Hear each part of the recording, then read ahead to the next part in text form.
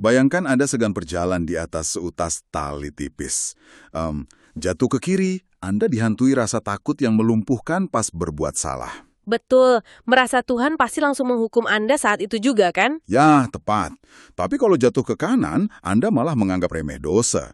Maksudnya, toh nanti juga diampuni, gitu. Nah, di penelusuran mendalam kita kali ini, kita mau membedah catatan dari Gereja Presbyterian Injili Indonesia. Iya, ada renungan harian dan artikel teologis dari 3 Mei 2026 ya. Benar sekali. Dan misi kita hari ini sangat praktis. Gimana caranya menyeimbangkan rasa gentar kepada Tuhan tanpa kehilangan pegangan pada kasih karunia-Nya.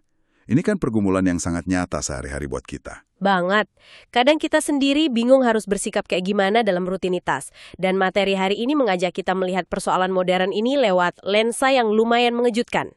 Oh, yang kisah dari kitab Hakim-Hakim itu kan? Betul, pasal 13 tentang seseorang bernama Manoa. Kisah ini punya awal yang dramatis banget sebenarnya. Pas Manoa baru sadar kalau dia lagi berhadapan langsung dengan hadirat Allah. Nah, biasanya kan kita membayangkan momen kayak gini tuh penuh kedamaian ya. Kayak senyum haru gitu. Tapi respon Manoa justru sebaliknya loh. Dia ketakutan setengah mati, sampai teriak ke istrinya kalau mereka pasti akan mati. Kenapa coba bisa sebegitu terornya? Ya karena Manoa tiba-tiba berhadapan dengan kekudusan murni. Seringkali kan kita mereduksi arti kata kudus sekedar, berbuat baik. Padahal kekudusan Allah itu berarti dia terpisah total dari dosa. Menyala-nyala dalam keadilan dan kemurniannya gitu ya? Tepat sekali. Manusia yang penuh celah emang nggak didesain untuk bisa bertahan di hadapan realitas seintens itu tanpa hancur. Ini ibaratnya berdiri di dekat api unggun raksasa kan? Cahayanya emang menerangi, menghangatkan dari jauh, tapi intensitas panasnya sangat mengintimidasi. Wah, analogi yang pas banget itu. Iya, maksudnya Anda tahu persis kalau Anda sembarangan maju selangkah lagi tanpa pelindung apa-apa, Anda bakal hangus terbakar. Nggak bisa main-main. Bener. Dan pelindung itu krusial banget. Dalam keseharian kita saat ini, pelindung itu adalah salib Kristus. Masalahnya kita sering salah paham di titik ini. Salah paham gimana maksudnya? Kita sering memperlakukan salib kayak asuransi murahan gitu, cuma untuk menutupi gaya hidup yang sembarangan. Padahal kalau kita mau menjaga rasa gentar yang sehat setiap hari, kita harus lihat salib itu justru sebagai bukti betapa seriusnya api tadi. Oh, saya paham. Jadi Kristus harus menanggung keadilan yang nggak bisa ditawar itu ya? Betul. Kalau kita benar-benar menyadari ini, doa kita, ibadah kita, bahkan cara kita bekerja, nggak akan lagi dicampur sama ego, atau sekedar rutinitas asal-asalan yang meremehkan dosa. Tapi tunggu dulu. Ini memunculkan satu pertanyaan besar buat saya. Kalau kekudusan itu semenakutkan api raksasa tadi, gimana caranya kita bisa berani mendekat? Nah, disinilah pahlawan sebenarnya muncul. Sang istri kan, pas Manoa panik luar biasa, istrinya justru kelihatan sangat tenang.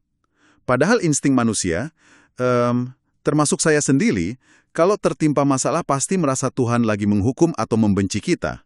Gimana istrinya bisa mikir beda? Disinilah artikel pendalaman teologis kita ngasih analisis yang brilian. Saat panik, Manoa melihat Allah semata-mata sebagai Elohim, yaitu istilah untuk realitas ilahi yang maha kuasa dan menakutkan secara umum. Jadi dia menafsirkan situasi murni dari rasa takutnya aja ya? Iya, tapi istrinya melihat Allah sebagai YHWH, Tuhan yang berelasi yang mengikat perjanjian dengan manusia. Menarik. Berarti sang istri nggak sekedar menerangkan diri pakai pikiran positif aja dong. Dia pakai logika iman. Jelas, dia menafsirkan rasa takutnya lewat tindakan Allah. Dia bilang, kalau Tuhan memang mau membunuh kita, buat apa dia menerima korban persembahan dari kita? Oh, benar juga.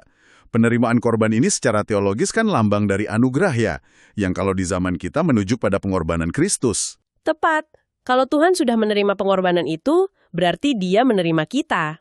Wah, saya nangkap mekanismenya sekarang. Sang istri juga pasti sadar kalau Tuhan mau menghancurkan mereka, buat apa Tuhan repot-repot nunjukin rencananya dan ngejanjiin keselamatan kan? Nah itu, ini panduan praktis yang luar biasa banget buat hidup kita. Saat Anda gagal, saat ketakutan muncul, jangan biarkan ketakutan itu yang mendikte siapa Tuhan bagi Anda. Tapi sebaliknya, kita tafsirkan ketakutan itu lewat janji dan anugerah yang udah Tuhan kasih ya. Itulah kunci keseimbangannya. Kita nggak meremehkan dosa, karena kita tahu betapa kudusnya Allah. Tapi kita juga nggak lari ketakutan karena tahu korban Kristus sudah diterima. Jadi, kita menatap kekudusan dan kasih karunia secara bersamaan. Mendekatlah dengan gemetar, tapi jangan kabur. Tetap di sana dengan mata tertuju pada Kristus. Benar sekali. Ini benar-benar bisa mengubah cara kita memandang spiritualitas sehari-hari. Nggak sekedar rutinitas kosong.